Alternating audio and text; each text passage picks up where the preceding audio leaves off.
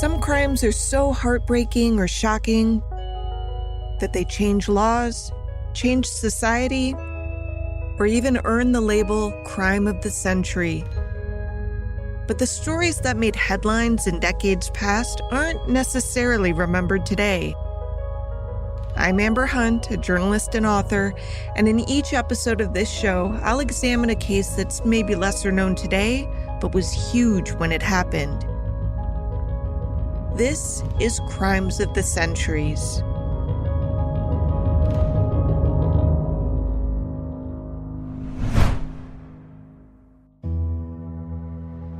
When word spread throughout Paris, Texas, that two members of the wealthy Hodges family had been shot dead, first shock, then anger tore through the growing farming community. John H. Hodges had just recovered from a shattered leg that had nearly lamed him a year earlier. He'd been hobbling around on crutches for months after a crazy windstorm had knocked a tree on top of him. His neighbors were horrified to hear that he survived all of that, only to be killed alongside his own son, William, one morning in early July of 1920. There was no question who was responsible. The Hodges had been battling with some sharecroppers who farmed a leased portion of the family's land, and in the aftermath of the shooting, a pair of brothers from the Arthur family had hightailed it out of Texas. This proved their guilt just about as much as a confession would have to most people in Paris. Law enforcement officials rounded up some of the remaining Arthur family members, ostensibly for interviewing and safekeeping, though surely some in town hoped that by taking kin in custody, they would manage to flush out the men they really wanted. Those two were Herman and Irving Arthur, a pair of young black men who'd had the audacity to try to move away from the Hodges farm because they'd gotten it in their heads that they deserved a better life than sharecropping had to offer. The Hodges weren't about to let them go without a fight. In fact, a few days before John and William were fatally shot, they'd been the ones armed, ransacking the Arthurs' home in search of money they were supposedly owed. Instead of that rampage convincing the Arthurs to stay put, it hastened their plans to depart, which led to the confrontation that left John and William dead. Now, with two prominent residents heading to their graves, the people of Paris set out not for justice, but for revenge, in a case that made headlines nationwide and lingered like a storm cloud over northeast Texas for a full century.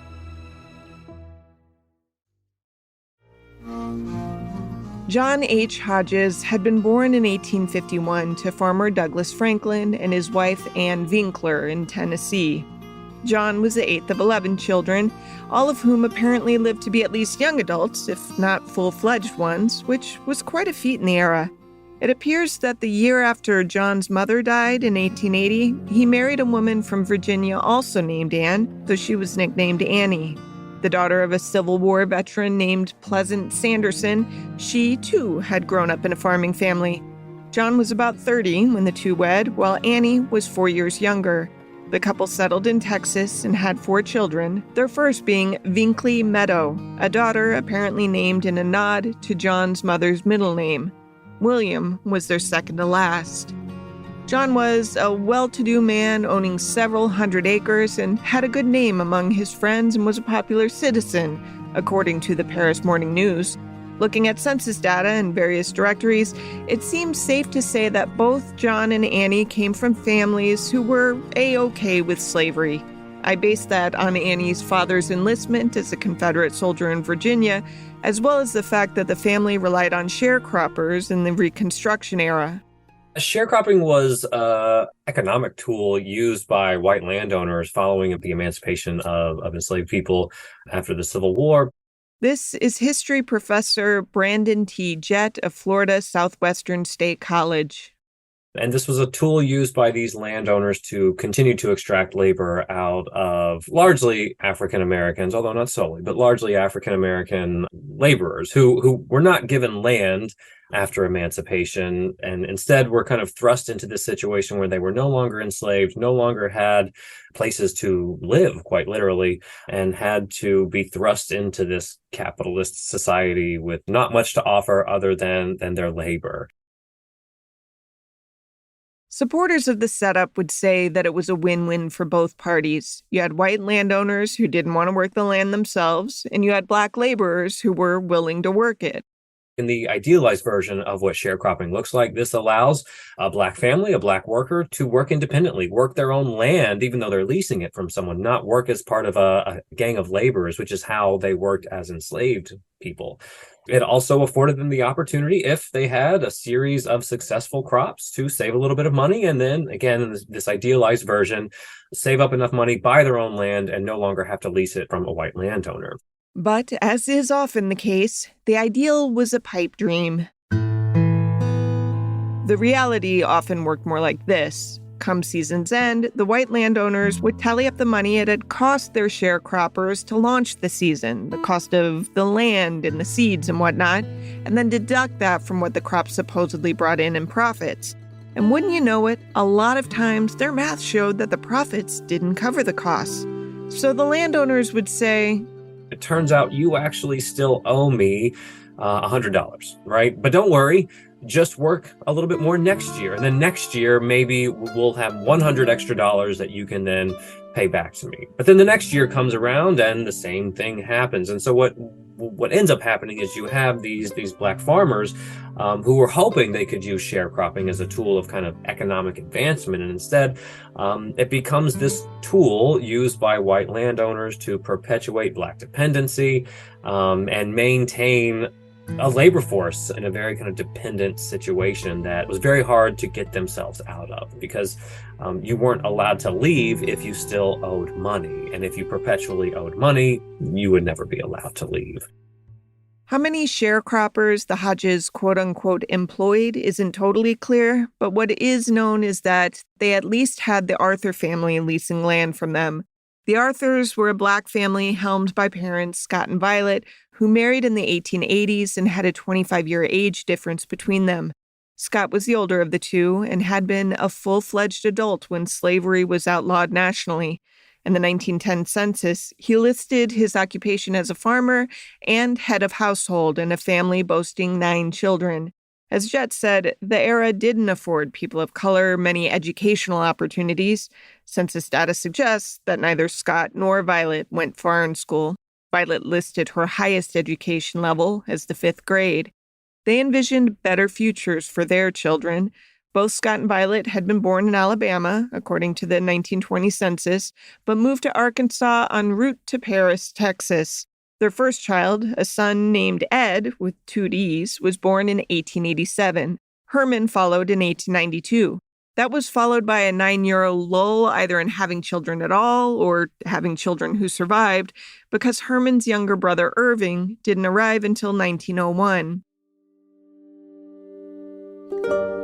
As Jet said, this was a difficult time in American history because emancipation might have been technically declared, but Black people didn't have much access to education, to land, or to money, which made it tough to eke out a living doing anything other than what they'd been generationally taught, which was to work other people's land.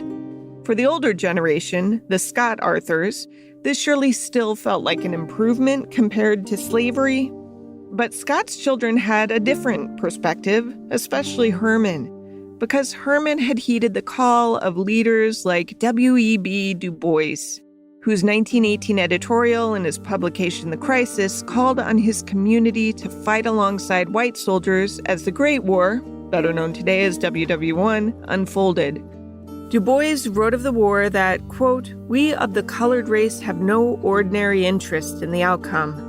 That which the German power represents today spells death to the aspirations of Negroes and all darker races for equality, freedom, and democracy. Let us not hesitate. Let us, while this war lasts, forget our special grievances and close our ranks shoulder to shoulder with our own white fellow citizens and the allied nations that are fighting for democracy. We make no ordinary sacrifice, but we make it gladly and willingly, with our eyes lifted to the hills," end quote. Paul Jay of the Real News Network. When he takes this position on World War I, it's at a time when, just before the Russian Revolution and the communist movement and much of the left movement around the world is taking the position that workers of different countries should not slaughter each other, and the workers instead should fight their own elites. And instead of taking that position, he winds up closing ranks because he hopes it leads to decolonization. So it was a controversial stance, especially on the Black left. This is Du Bois scholar Anthony Montero on the same program.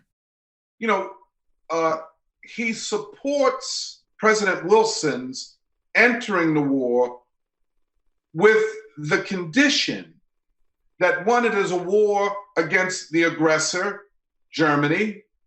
Two, that the peace after the war would be a democratic peace, which would mean steps to decolonize Africa, a process begun under a newly written international legal system with the League of Nations. So that was the thinking behind his stance, and in the end, some 400,000 Black Americans served during World War I. Herman Arthur, a 20-something poor farmer's son from Texas, was among about 200,000 sent to Europe. He's faced Jim Crow his entire life, disenfranchisement, segregation, and just all the little indignities that go along with being a Black Southerner in like the heart of the Jim Crow era. And then all of a sudden he goes to France, right, where they are not treated like that. You know, not that white people in France aren't racist, but they certainly weren't treating Black service people who were over there fighting to save France from the German Empire, right, as poorly as Black Americans were used to being treated in the United States and in the Jim Crow South in particular. Herman stood shoulder to shoulder with white soldiers in the war. Not only that, but he was invited to march in a victory parade in Paris. This one in France, not Texas, where he would have been applauded just the same as the white soldiers alongside him. And then he came home, where he was not cheered, where his family leased and worked a white man's land, and that man claimed the family still owed him money at the season's end.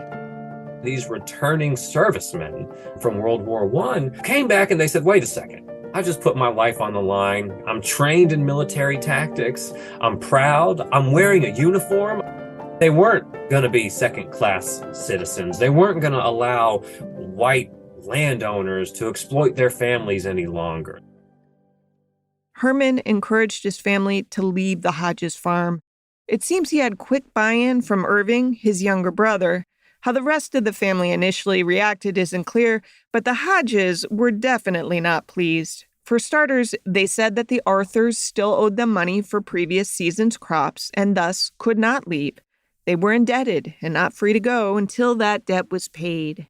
In late June, John and William Hodges apparently went to the Arthurs' home and ransacked the place, either looking for money or looking to intimidate the family.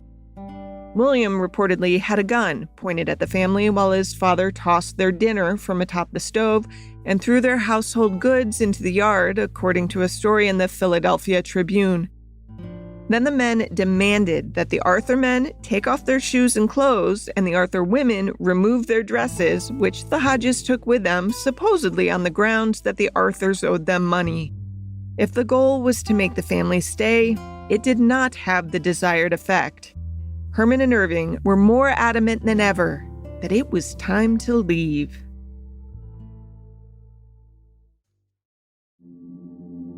On July 2nd, 3 days after the confrontation at the Arthurs' house, word that the family was packing up to move away from the Hodges' land reached John and William quickly. They returned to the Arthurs' home. What precisely happened next is disputed, but the confrontation ended with both Hodges' men dead. Contemporary reports stated that both men were shot, which is true, but it's worth noting that William's death certificate also described knife wounds. Whatever happened inside that home, it appeared to have been an escalation more than an ambush. John H. Hodges died at the age of 63. His son William was 30 years younger. Both men were married. As Brandon Jett said, Herman and Irving had no illusions about what was coming for them after the deaths. They flee north, knowing full well that their lives are at stake. Their fears weren't only rooted in the fact that they were black men who, justified or not, killed 2 white men in the South. They were black men who had killed white men in Paris, Texas, specifically. It has a very, very violent and bloody history. Some historians have argued that it is in Paris, Texas, where the first spectacle lynching takes place in 1893 with a guy named Henry Smith, who was accused of raping and killing a 4-year-old white girl. They tie him to a stake, torture him for almost an hour, and then douse him in gasoline and set him on fire in front of a crowd of, some estimates say 10,000. I don't know the actual number, but it is a lot of people. That was by no means the only lynching to have occurred in Paris, by the way, but it's one of the most historically significant. Herman and Irving knew they were wanted men, and the first newspaper account of the Hodges deaths confirmed that. A headline, July 3rd, 1920, on the front page of the Galveston Daily News read, "Posses seek Negro slayers of Texans." The subhead, "Wealthy farmer and his son are victims of shooting near Paris." When you read those initial stories, by the way, it's clear that the local newspaper reporters had preemptively taken a side on the matter.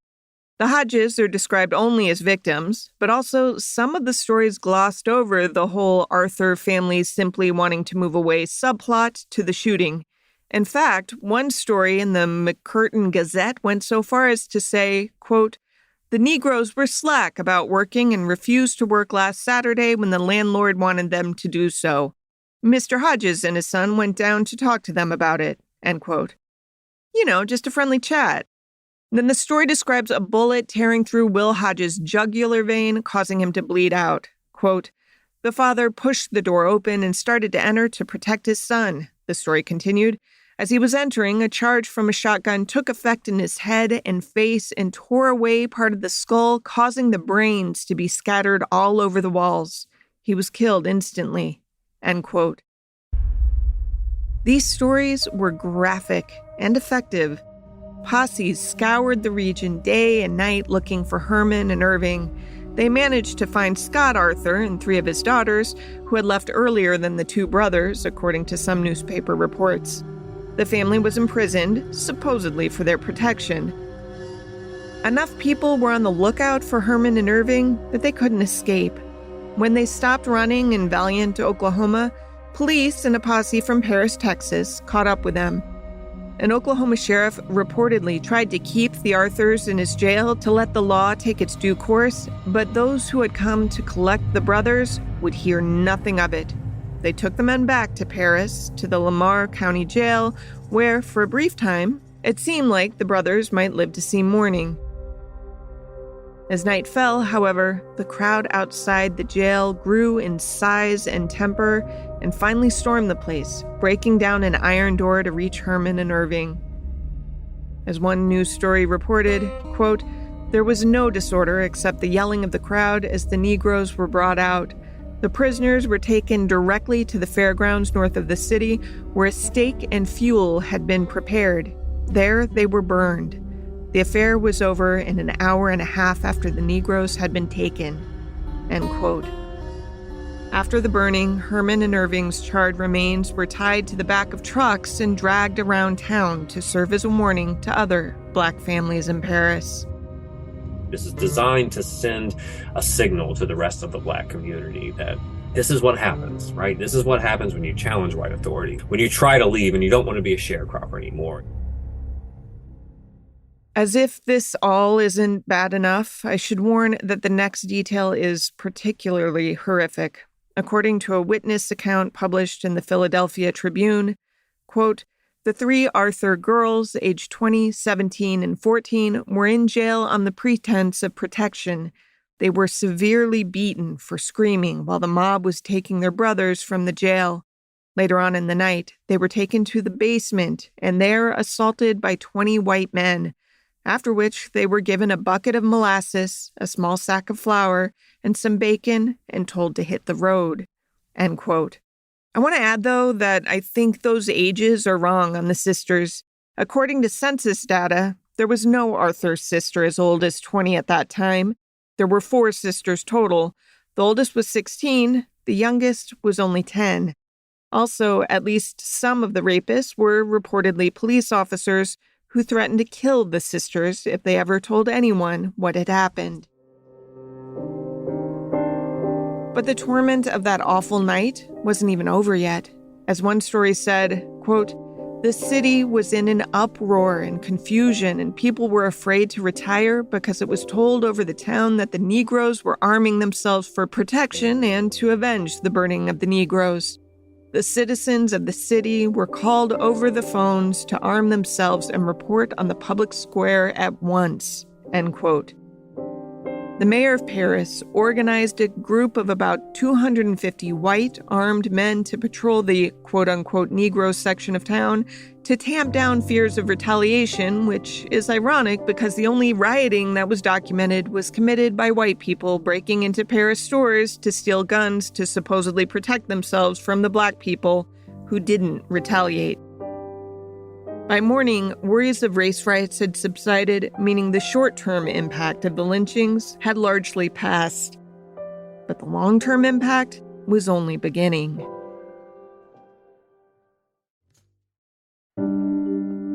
If the participants in the Arthur brothers' horrific lynchings had aimed to send a message with the crime, it seems safe to say mission accomplished. Though it seems the message they sent maybe wasn't the one they had intended. After Herman and Irving were killed and their sisters assaulted and told to leave town, the story made headlines nationwide. Now, that wasn't rare in and of itself. That situation Brandon Jett mentioned earlier, the one in which Henry Smith was lynched before a crowd of up to 10,000 people who believed he'd raped and killed a little white girl, was also reported in newspapers nationwide, but the reaction was pretty tepid. The white community in Paris really comes to the defense of the lynch mob and said, look, we know what happened was regrettable, but look at what he did, right? The crime that they think he committed was so heinous that we don't feel an ounce of sorrow or regret for how he was treated. It's the only way you can deal with people who commit acts of violence like that. And this was reported in the local paper, in regional papers. One guy, J.M. Early, who was a prominent landowner and businessman in Paris, writes an entire book defending what happened in Paris in response to the publicity that is garnered around the country. But the response to the Arthur brothers' lynching was markedly different. For starters, the Arthurs had been trying to leave their situation and had been blocked from doing so, leading to the Hodges' deaths. That's quite a bit different than the Henry Smith case, in which the victim is an innocent little girl whose actions can't possibly justify her death. Secondly, Herman Arthur was a veteran. He had fought on behalf of his country to defend democracy. And he wasn't just killed trying to live a hard-earned life as a free man upon his return. He was hunted for days, doused with accelerant, and burned alive with his little brother. Most white leaders in Paris denounced the lynching. You have one local preacher, Robert Schuller, who really comes out against the lynching and really aggressively going after those who were responsible. The National Association for the Advancement of Colored People encouraged protests in the wake of the lynching and lobbied the governor of Texas to, quote, "use all the power of your office to bring the lynchers to justice," end quote. There's a meeting between white city leaders and black city leaders. They come together to kind of discuss race relations and how they can, probably most importantly for the white community, keep black people from fleeing en masse and kind of smooth over some of the racial issues that they have, which is pretty unprecedented, right? Like how often would white city leaders meet on a relative plane of equality with black community leaders to say, hey, let's deal with our collective issues. Granted, given the era, this is a super low bar. Still, it's noteworthy that white leaders in Paris had consistently looked the other way when black people were terrorized in town. This time they felt the need to try to bridge the divide. That said, it didn't really work. Black families fled Paris by the hundreds. It was part of the so-called Great Migration after the Civil War, during which millions of people moved north from southern states. They weren't fleeing racism altogether, of course, because that was plentiful in northern states too, but it wasn't as overtly codified as in the South. Now, you might think that towns so eager to disenfranchise members of a certain community wouldn't balk at those members moving away, but that's not what happened. Because those communities were built off the free, or at least cheap, labor of the people they were so hostile toward. There are a number of cases of white people in communities all across the South really demonstrating their displeasure, their unease, their dissatisfaction, their anger that Black people would dare leave. And they react violently. But the Arthur case marked a tipping point in Paris. Town leaders who normally might have looked the other way this time supported a thorough investigation to try and pinpoint who was responsible for leading the mob. The outcry was so great and on such a broad scale that it seemed Paris's future depended on it. One story read, quote, "Citizens at a mass meeting yesterday adopted a resolution recommending a rigid investigation to be made in the recent outrage committed against the laws of our state and the peace and dignity of our country," end quote. Within weeks of the lynching, a grand jury was convened, and by July 29th, 2 men had been arrested, Charles Lucky and Tom Dobbs. A news story reported that another man had fled to San Antonio, while yet another had, quote, disappeared from the city shortly after it was apparent that public sentiment did not support the action of the mob. It is probable that the governor will offer a reward for his apprehension, end quote. Eventually, 5 men, all white farmers, faced charges. The remaining 3 were Wilbur C. Clough, Ernest Coggins, and T.D. Holderness. At least one never saw trial. I found a news brief reporting that the case against Coggins was dismissed after his lawyer argued he was homesick when the lynching happened and wasn't part of it. And those who did get tried were transferred to the nearby town of Sherman in Grayson County. The thinking there was that because some 2,000 to 5,000 people watched the Arthurs burn, it might prove tough to give the men accused in the case a fair trial. The judge who transferred the case said getting an unbiased jury in Lamar County would be utterly impossible. Whether the men found impartial jurors in Grayson remains a mystery because the court records have long since disappeared. Unfortunately, all the court records in Sherman that were held in the county courthouse were burned in 1930 when a mob of white people were trying to kill a Black man. I don't remember what he was accused of, but he was in the courthouse and couldn't get him, so they set the entire courthouse on fire. And so we lost all of those records. But I think an important thing here is that there was an indictment anyway. That is really unprecedented in the Jim Crow South, and especially in a place like Paris. I think it's fair to say that's the only upside you can find with this case. Even without official court records verifying as much, it's pretty clear that the indictment was a slap on the wrist for those involved. I found a newspaper brief in 1922 reporting that Tom Dobbs was acquitted in the lynching. Based on the brief, the judge overseeing the case chastised law enforcement for presenting a half-assed prosecution, or as the newspaper worded it, failing, quote, to bring the proper witnesses before the court for convicting leaders of the mob, which he said might easily have been done, end quote. The judge, Silas Hare, also criticized a Lamar County official who, according to testimony, allowed 12 of the mob to enter the jail and take the Arthur brothers to begin with. The judge said, quote, "The officers must first enforce the law if mob spirit is to be done away with," end quote. In the aftermath of all this, by the way, Annie Hodges, John's wife and William's mother, moved in with her daughter Vinkley and her daughter's husband, who, according to the 1930 census, eventually became the Lamar County Sheriff. I'll mention that I found his name, William Bud Walters, in a 1935 story in which his testimony helped clear an officer charged in the death of a Black man. By that time, he was actually chief of the Paris Police Department. After Herman and Irving's deaths, the rest of the traumatized Arthur family hid in the woods for weeks until the Black Masons Lodge raised enough money to buy them train tickets to Chicago, where they resettled and never looked back. There's a famous photograph of the family, solemn-faced but finely dressed for traveling, that ran in the Chicago Defender, an African-American newspaper founded in 1905. The Defender used the Arthur's deaths to encourage Black families to move away from the South, even going so far as to probably embellishing Herman Arthur's death. One report said that not only did Herman say he had no regrets about killing the Hodges, but he would do it again, and also said he lit a cigarette as he was being burned. I can't imagine that this is true, but as Jet said, there's a message to glean from it even being reported. What message it would be designed to spell. It's like, look, if this guy in this most vulnerable of moments can look white people in the eye, smoke a cigarette when he's being burned alive, or say, I'm not apologetic for killing those two white guys. I would do it again, and I'll do it to anybody that threatens my family. That is sending a signal to the rest of the Black community around the United States, right? That like, we can be this assertive too. If Herman and Irving Arthur can do it, we could do it too.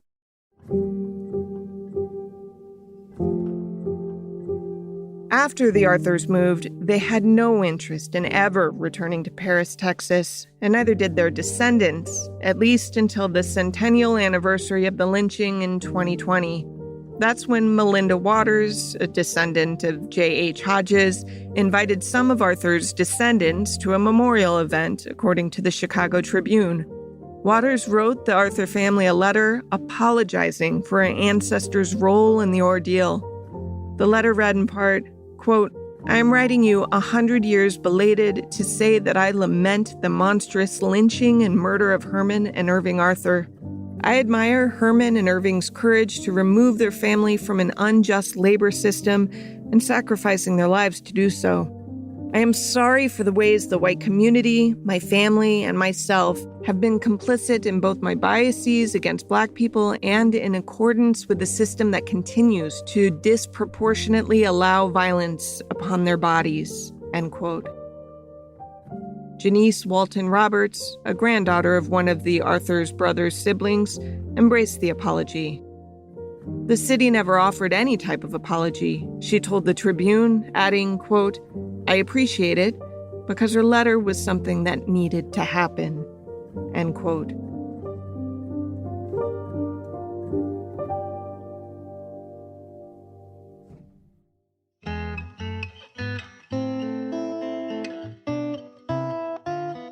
To research this story, I owe a big thanks to historian Brandon Jett, whose paper on the case was a huge help, as was the interview he granted to talk about it.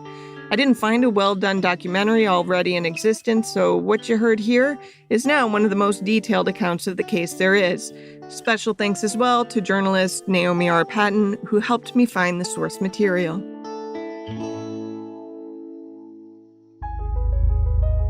Crimes of the Centuries is a production of the Obsessed Network. To learn more about its shows, go to obsessednetwork.com. This episode was written by me, Amber Hunt, and produced by Jennifer Swatek. Steve Tipton edited the script. Original music is by Bruce Hunt and Andrew Higley. Other music comes from Blue Dot Sessions and Universal Music Productions. If you like us, help us out by rating and reviewing us on Apple Podcasts. For more information or to recommend a case, go to centuriespod.com. On Instagram and Twitter, we're at CenturiesPod, and check out our Crimes of the Centuries podcast Facebook page.